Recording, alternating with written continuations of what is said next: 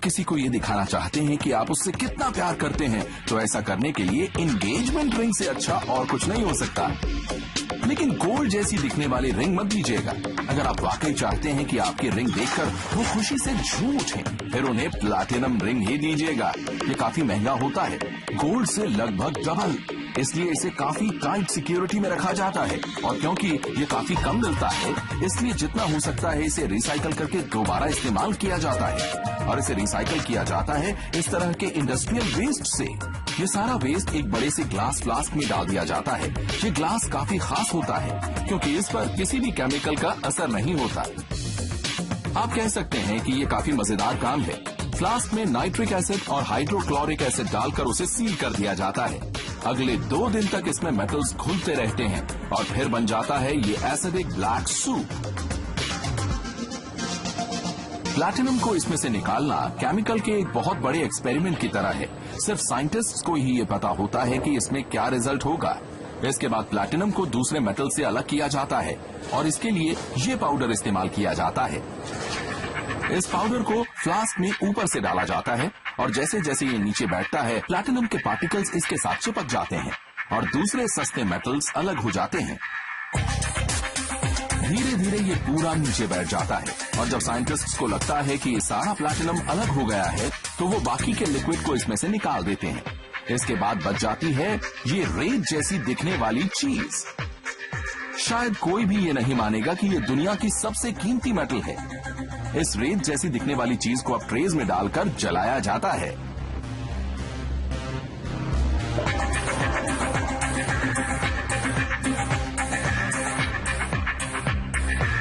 (950 degree centigrade पर metal को गर्म किया जाता है और जब ये इस फर्नेस को खोलते हैं तो ये इस तरह से दिखाई देता है। एस्फाल्ट जैसा लग रहा है ना, लेकिन असल में ये प्लैटिनम है। इसे फर्नेस में रखने से एयर बबल्स आ गए हैं। इसमें चमक लाने के लिए ताकि इससे ज्वेलरी बनाई जा सके, इसे दोबारा एक एयर टाइट फर्नेस में गर्म किया जाता है। ये पावरफुल ओवन इसे 2000 डिग्री सेल्सियस तक गर्म कर सकता है और इसे एयर टाइट भी रखा जाता है। प्लैटिनम के स्लैग को इसमें डाला जाता है और इसे ऑन कर दिया जाता है और फिर ये एयरेटेड मेटल पिघल जाता है।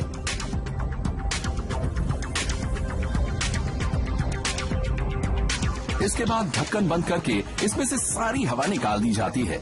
ऐसे हालात में तो टर्मिनेटर भी जिंदा नहीं रह सकता।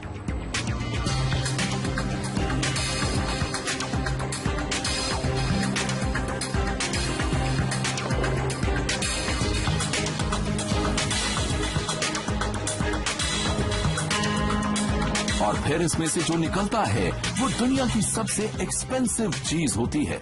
सिर्फ 1 किलो प्लैटिनम 20,000 पाउंड से ज्यादा का होता है।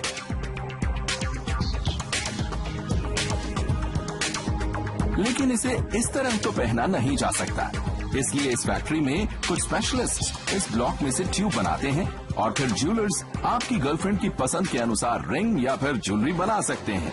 उन्हें एक सील्ड एनवायरनमेंट में काटा जाता है ताकि थोड़ा सा भी मेटल वेस्ट न हो और फिर बन जाता है ये। गोल्ड और सिल्वर तो आसानी से टूट जाते हैं, इसलिए उनमें दूसरे मेटल्स मिलाए जा सकते हैं, लेकिन इससे उनकी कीमत भी कम हो जाती है। प्लैटिनम अपने आप में काफी मजबूत होता है और इसमें बिना कुछ मिक्स किए ज्वेलरी बनाई जा सकती है, इसलिए ये काफी महंगा होता है। इसे आराम से कोई भी साइज दिया जा सकता है, लेकिन अगर कस्टमर को थिनर स्टाइल ज्यादा अच्छा लगता है तो इसमें से ज्यादा मेटल कार्व करके निकाल दिया जाता है। एक हाई क्वालिटी ऑयल से लुब्रिकेटेड मशीन से रिंग से बहुत ही बारीक स्लिवर्स बनाए जाते हैं। इस बार भी मेटल बिल्कुल वेस्ट नहीं होता। ज्वेलर्स और कंप्यूटर इस पूरे प्रोसेस को बड़े ध्यान से देखते हैं।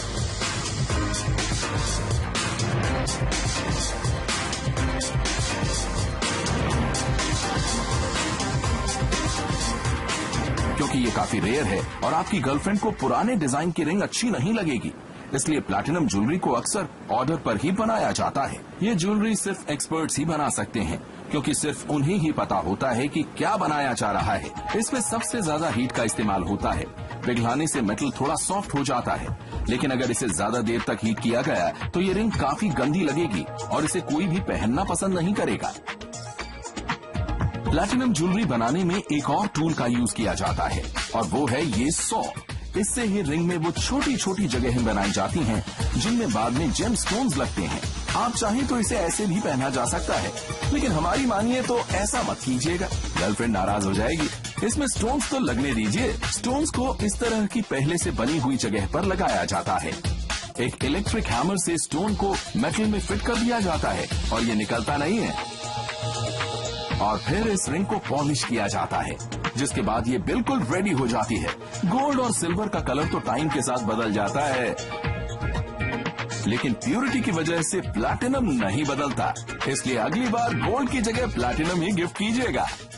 क्या आप जानते हैं यूके में उस म्यूजिकल एल्बम को प्लैटिनम एल्बम कहते हैं जिसकी 3 लाख कॉपियां बिकी। माइकल जैक्सन की एल्बम थ्रिलर ने ये रिकॉर्ड 170 बार बनाया था।